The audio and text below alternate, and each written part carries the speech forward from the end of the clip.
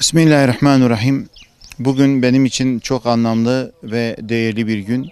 Neden diye sorarsanız 3 yaşındaki Gazze'li yavrumuzun, Rim kızımızın bugün su kuyusunun temelini inşallah Afrika, Etiyopya'da atacağız.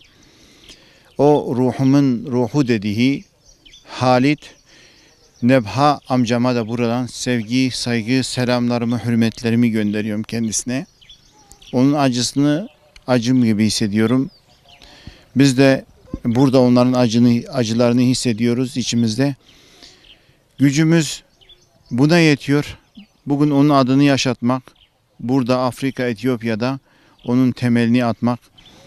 Hem dedemizin inşallah gönlüne bir su serpilir ve Rabbim kardeşlerimizin bu zulüm altından kurtulmalarını Rabbimden temenni ediyorum. Duamız, arzumuz bu.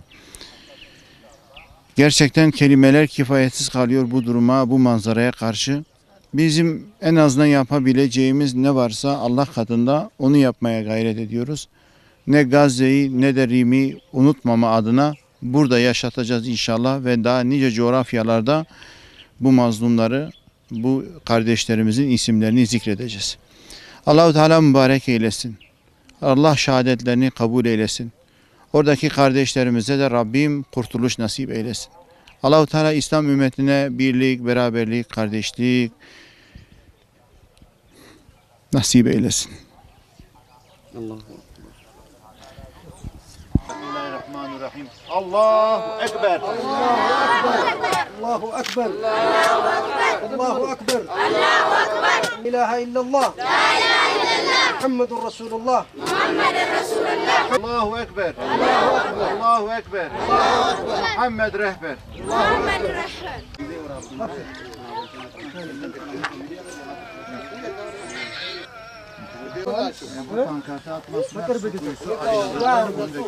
الآخرة حسنة وقنا عذاب النار ربنا ظلمنا أنفسنا وإن لم تغفر لنا وترحمنا لنكونن من الخاسرين ربنا عليك توكلنا وإليك أنبنا وإليك المصير ربنا لا تزغ قلوبنا بعد إذ هديتنا وهب لنا من لدنك رحمة إنك أنت الوهاب اللهم انصر فلسطين اللهم انصر فلسطين اللهم انصر فلسطين اللهم انصرهم اللهم انصرهم ولا تنصر عليهم اللهم انصر أهل غزة اللهم انصر أهل غزة اللهم انصر أهل غزة اللهم انصر أهل غزة ربنا هب لنا من أزواجنا وذرياتنا قرة أعين واجعلنا للمتقين إماما ربنا عليك توكلنا وإليك أنبنا وإليك المصير